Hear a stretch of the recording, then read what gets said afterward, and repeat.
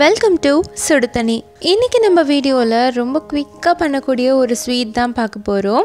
இது பிகினர்ஸ் கூட ட்ரை பண்ணலாம், ரொம்ப ஈஸியாக இருக்கும் பண்ணுறதுக்கே. ஸ்வீட் பூந்தி எப்படி பண்ணுறதுன்னு பார்க்கலாம். இந்த ஃபெஸ்டிவல் சீசனில் நீங்கள் ஸ்வீட் பண்ணுறதுக்கு பார்த்துட்ருக்கீங்கன்னா இது ரொம்பவே ஒரு ஈஸியான சாய்ஸாக இருக்கும். இதோட இன்க்ரீடியன்ஸை நான் டிஸ்கிரிப்ஷன் பாக்ஸில் கொடுக்குறேன். இப்போ வாங்க சேர்ந்து சமைக்கலாம்.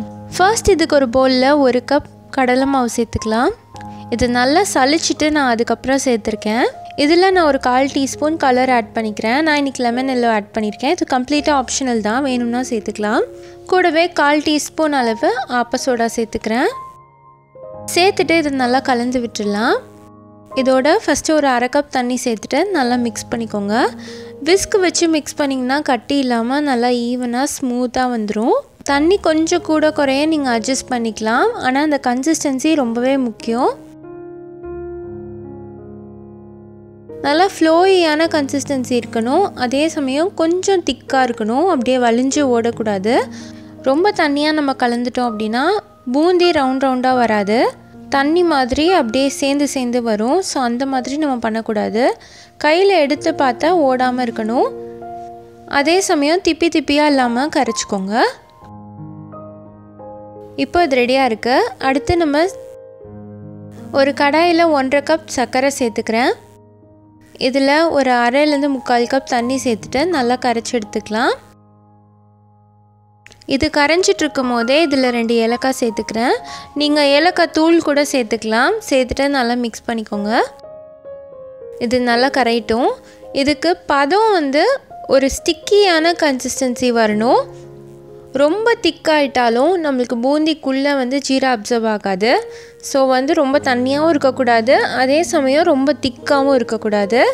தொட்டு பார்த்திங்கன்னா அப்படியே பிசுன்னு இருக்கணும். அந்த மாதிரி பதத்தில் வச்சுக்கோங்க. ஒரு 1/2 கம்பி பதம் வர வரைக்கும் நீங்கள் வச்சுக்கலாம்.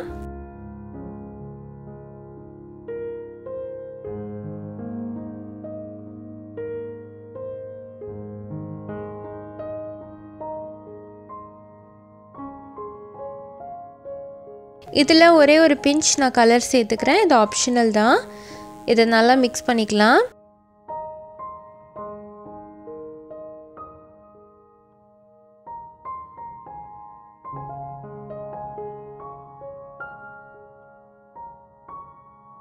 நம்ம ஸ்பூனில் எடுத்து செக் பண்ணி பார்க்கும்போது அப்படியே பிசுக்குன்னு இருக்கணும். அந்த மாதிரி இதை ரெடி பண்ணிக்கோங்க.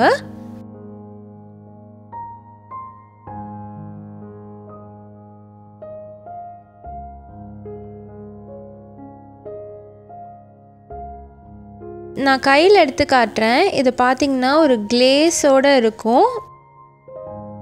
இப்போ இது ரெடியாக இருக்குது. இது இருக்கட்டும். அடுத்து நம்ம பூந்தி பொரிச்சிடலாம். இந்த மாதிரி பூந்தி கரண்டி வாங்கி வச்சுக்கிட்டிங்கன்னா உங்களுக்கு ரொம்பவே ஈஸியாக இருக்கும். அப்படி இல்லைன்னா நீங்கள் கண்ணு கரண்டி கூட யூஸ் பண்ணிக்கலாம். இப்போ ஒரு கரண்டி மாவு எடுத்து இந்த மாதிரி சுற்றி விட்டுக்கோங்க. நம்ம எந்த சைஸில் பூந்தி கரண்டி எடுக்கிறோமோ அந்த அளவில் தான் பூந்தி வரும். ஸோ இதோட ஓட்டை கொஞ்சம் பெருசாக இருந்துச்சுன்னா உங்களுக்கு பெரிய பூந்தியாக வரும். அது நம்ம ப்ரிஃபரன்ஸ் தான். பதம் கரெக்டாக இருக்கனால நம்மளுக்கு அழகாக ரவுண்டாக வந்திருக்கு. இதை ரொம்ப நேரம் வேக வைக்கக்கூடாது. இது ஒரு 2 செகண்டில் ரெடி ஆகிடும். இதை மேக்ஸிமம் ஒரு 5 செகண்ட்ஸ்க்குள்ளேயே நம்ம எடுத்துடணும். நம்ம போட்ட உடனேயே அந்த எண்ணெய் அடங்கிரும். ரொம்ப ஃப்ரை பண்ணக்கூடாது, இதோட கலரும் மாறக்கூடாது. அந்த மாதிரி பார்த்துக்கோங்க. இதை எடுத்து தனியாக வச்சிடலாம். இந்த மாதிரி ஒவ்வொரு பேட்சாக நான் சேர்த்துக்கிறேன்.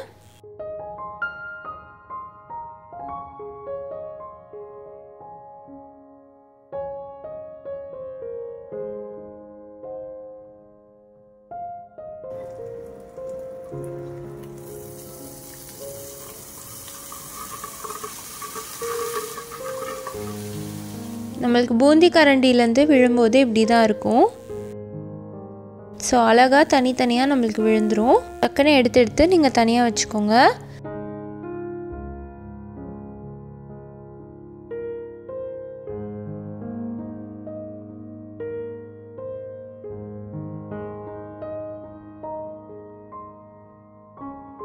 அவ்வளோதான்.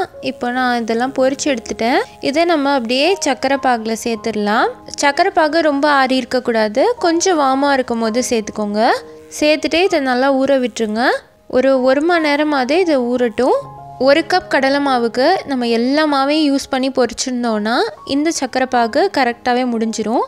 இல்லை நடுவில் கொஞ்சம் உங்களுக்கு சரியாக வரலன்ட்டு ஒரு பேட்ச் எடுத்து தனியாக வச்சுருந்தீங்க, இல்லை மாவு ஃபுல்லாக யூஸ் பண்ணல அப்படின்னா இந்த சர்க்கரை பாகு கொஞ்சம் ஜாஸ்தியாகவே இருக்கும். அப்படி இருக்கும்போது ஃபுல்லாக ட்ரை ஆகாது. அந்த டைமில் நம்ம 1 மணி நேரம் கழித்து இந்த பூந்தியை மட்டும் எடுத்து நம்ம தனியாக வச்சிடலாம். ஒரு ஜல்லடையில் போட்டு வச்சிங்கன்னா நல்லா ட்ரை ஆகிடும். அதுக்கப்புறமா நம்ம சாப்பிட்றதுக்கு யூஸ் பண்ணிக்கலாம்.